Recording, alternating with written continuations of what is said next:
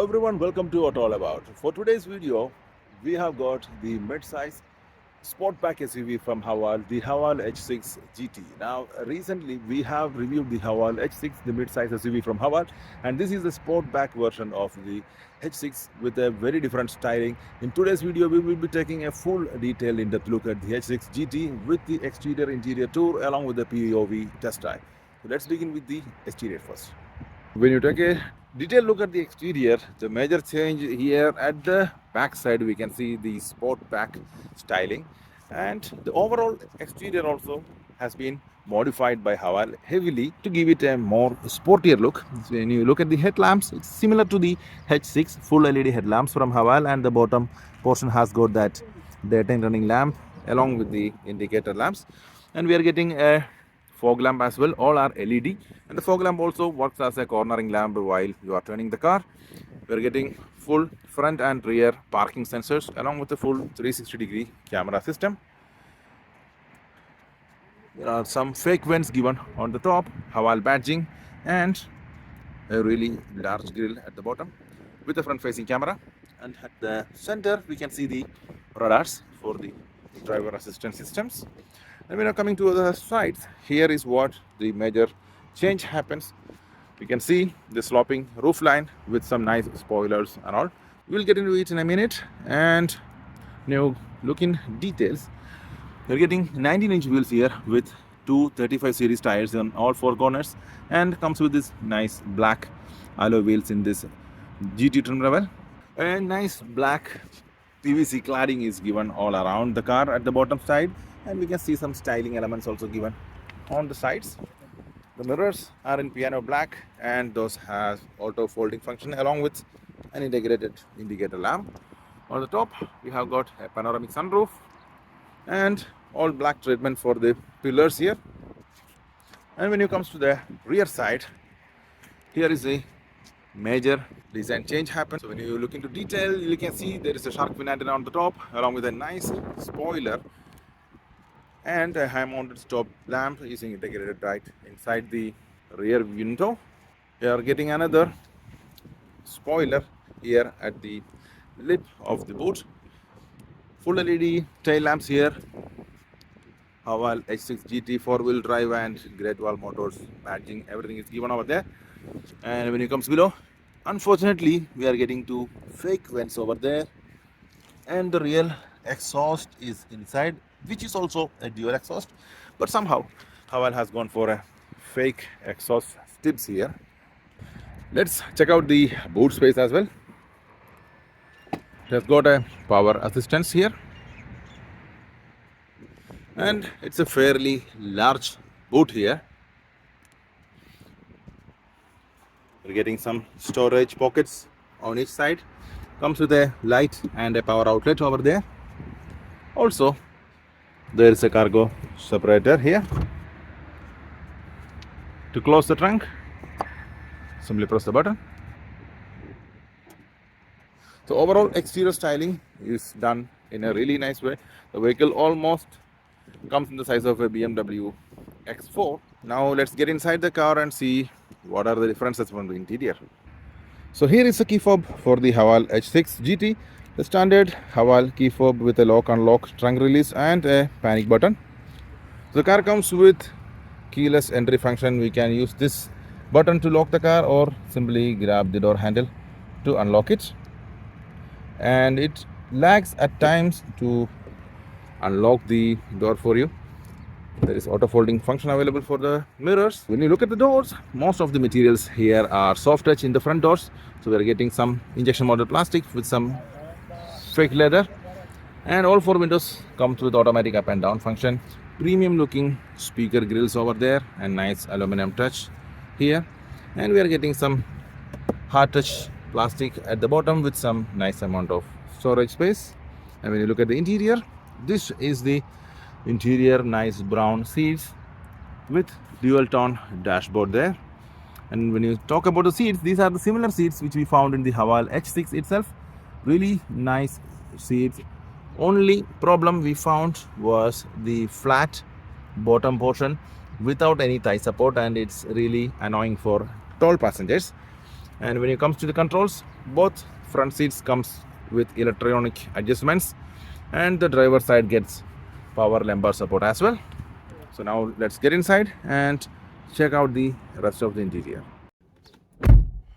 Pretty solid sounding door here. A dual tone layout by Haval. We're getting mostly soft touch materials on the upper half, and the lower portion has got some hard touch plastic. Center console is pretty minimalistic and a nice gear shifter there. Two screens, a 10.25-inch instrument cluster along with a 12.3-inch infotainment screen here. Start stop button is located over here. A very familiar layout since we have reviewed the H6 before. Pretty large steering wheel. There is no flat bottom available here. A nice aluminum insert. Paddle shifters mounted to the steering wheel itself. And the wheel has got manual, tilt and telescopic functions. Over to the left side we have got the controls for the automatic headlamps and the adaptive cruise control as well. The distance control is given over there, and the cruise control can be turned on and off in this way. On the right side we have got the controls for the automatic wipers. Now coming to the steering wheel itself. On the right side we have got the controls for the 10.25-inch Haval instrument cluster. Pretty similar to the one we have seen on the H6. We have got multiple themes available for both the instrument cluster and the infotainment screen. If you go to the settings and to the display, we have got two theme settings here. Currently we are in the 4-inch space theme, where we can see a rotating globe over there. Really nice animation. And let's go to the next theme, that is called the 4-inch space, and here is a look of the 4-inch space theme. So the controls are pretty simple, similar to the one we have seen earlier. We can either choose the left or right side of the instrument cluster with these right and left arrows. Once you are on that screen, you can simply press the home button to bring whichever items you want to display there. So in the vehicle tab we are getting trip and fuel consumption details with the range, tire pressure monitoring, etc. The same can be displayed over to the right side as well. And the car comes with a race mode, that is something different from the Haval H6. So once you put the car into race mode, we are getting an all new instrument cluster layout, and personally this is the layout which I like the most, but unfortunately it is available only in the race mode. So we'll come back to that later on. So other than that, we are getting a customizable button over here which can be customized through the infotainment screen, and we can select multiple functions. Currently I have set this to activate the race mode. And out to the left side we have got the media controls, volume, up and down, next and previous, and source selection, call answer button, mute button, and the voice command. Paddle shifters are mounted to the steering wheel.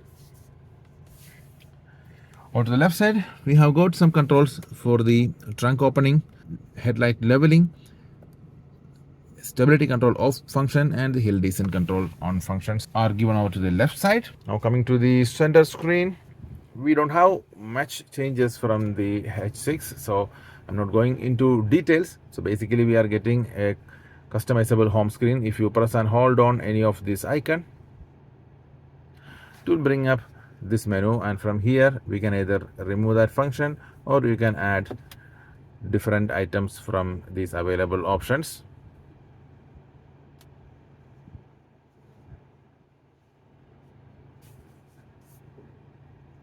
And once it is done, we can simply press complete, and that will finish the setup. So there are no physical buttons for the AC controls, and also always this kind of tabs will help us to increase the temperature and fan speed of the dual zone automatic AC. Or you can simply press that tab to bring up the detail menu. Same applicable for all these functions. Even the drive modes we are getting like a widget, so we can choose it from right there, or simply go to the notifications tab, and always you will have this options available here, all different drive modes. The car comes with normal, sport, eco, snow, race, sand, and an off-road mode. Also the steering has got these 3 modes over there, and the custom key also we can go to customize right from there. And different other car functions also can be toggled directly from the notification tab. The volume, there is no physical volume control buttons for this car, so volume also has to be either accessed by the screen or through these buttons. Taking a look at the menus, these are the available menu. The Apple CarPlay or Android Auto can be chosen from here. Radio, multimedia, we can choose from different media streaming options here. The car has got an inbuilt memory of 64 GB. We can either store songs to the car direct, or you can browse through all these different options to play the media. Bluetooth hands-free system. General settings is given over there, and if you go to the vehicle settings, we are getting all these controls for the lights and different driver assistance items are controlled over here. Seat heating and cooling can be accessed over there.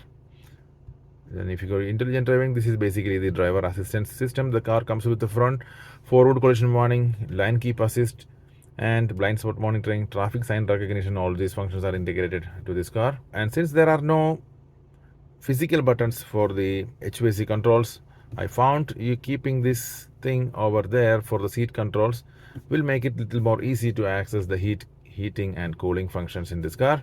And again, coming to that custom key, these are the options which can be configured to that key. We can either keep a favorite station over there, or the audio listening position we can adjust. A head-up display can be turned on and off, or wireless charging can be turned on and off from there.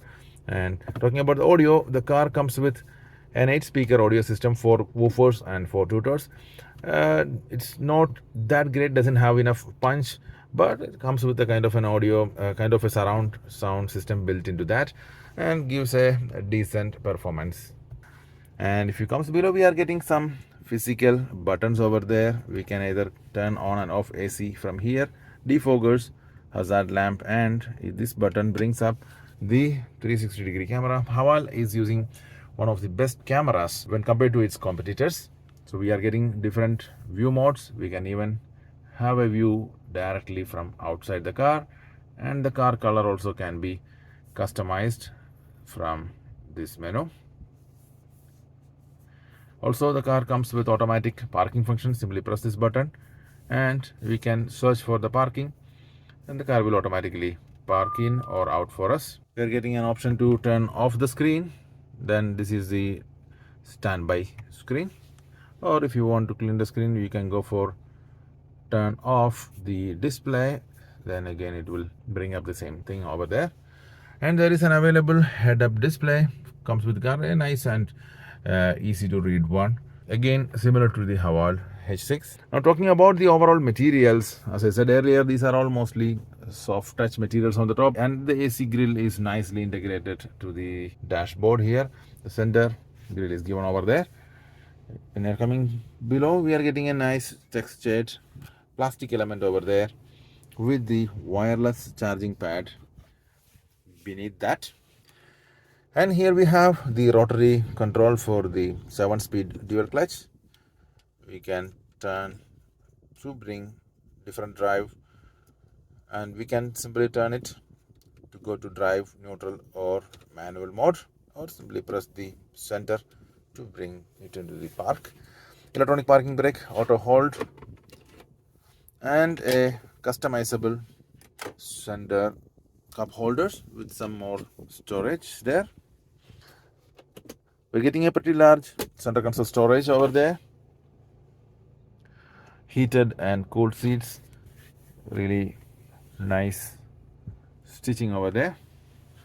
When you open up the glove box, pretty decent sized glove box there. Also, we are getting a hook here if you want to keep some grocery bags. And below the center console, we are getting a fair enough space to keep even a tissue box or something. And also there is a USB port on the driver side, which can be used to activate the Apple CarPlay or Android Auto functions.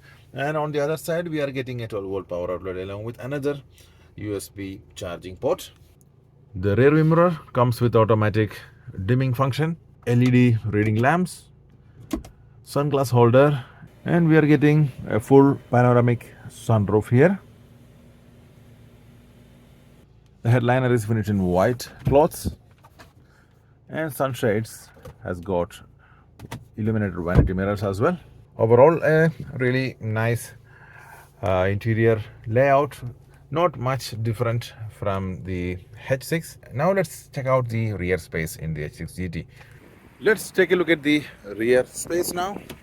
So opening up the rear door, similar to the front one, but a bit more hard plastic here and there. This area is soft touch, and we are getting two more speakers, a tutor and a woofer here, window controls and aluminum door handles, and a nice storage pocket. And here is a look at the rear space in the H6 GT. Once we step inside,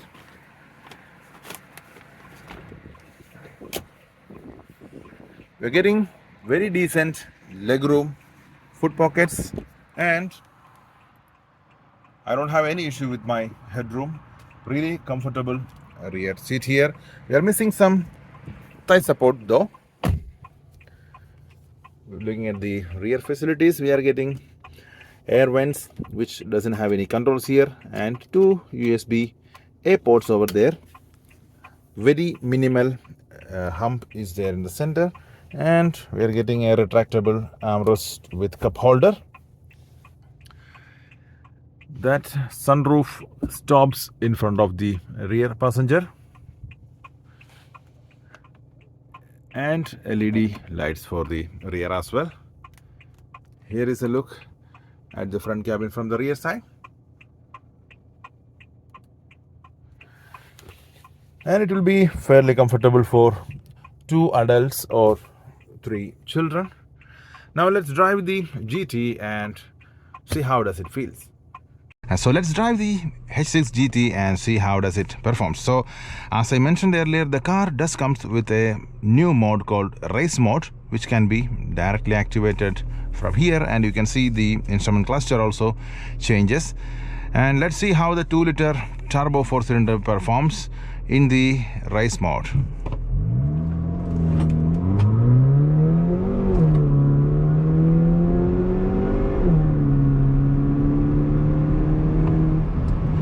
So that was the 100. It's not that quick, but Haval has gone for an active exhaust system for this GT version of H6. So we have previously driven the normal H6, which has a really quiet exhaust note, and this one has really loud and screaming exhaust note whenever you put the car into the race mode. And yeah, so such an exhaust note from a 2-liter engine is really a fun while we drive the car.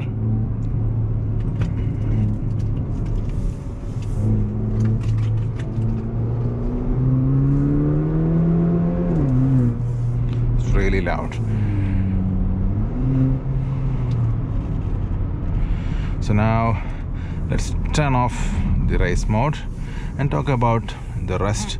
So the car doesn't have much difference from the regular H6. The overall driving feel and the seating position, the infotainment systems and media controls, everything remains the same. I'm not going into detail about it. So the major difference, which we already covered, the race mode, that is what is new in this car. And I tried some off-road drive as well. The car handles it really well. Only thing is you need to respect the ground clearance of the car. So I myself got stuck in a sand dune, and I somehow managed to recover from there without any external help. And I appreciate Haval really well for that intelligent all-wheel drive system. So even without a low range gear, the car was pretty easily managing in the sand driving. And the rest of the things, as I said earlier, remains the same. The safety features are really nice, and only thing is the driver assistance systems needs to be polished a bit. So that the accuracy will be can be improved a bit more.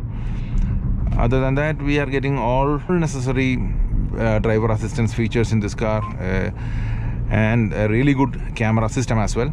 The audio system is not that great, but still does the job decently. And also Haval really needs to work on this infotainment and the instrument cluster menu descriptions, which is directly translated from Chinese, and it takes time for us to understand what are each functions mean to do. The car is priced at 120,000 dirhams here in UAE.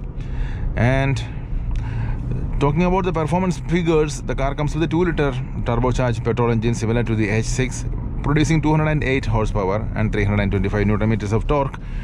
It is comparatively fuel efficient. For the size of the car, it is a really good engine to have, and with the added race mode, it gives us a little bit more driving pleasure.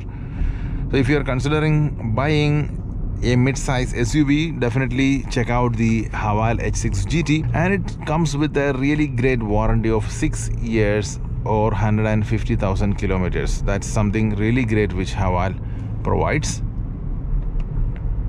So that's it about the H6 GT. I hope you guys enjoyed the video. If you like my videos, please like, share and subscribe to the channel, and I'll be back with some new videos very soon. Till then, take care, drive safe, and goodbye.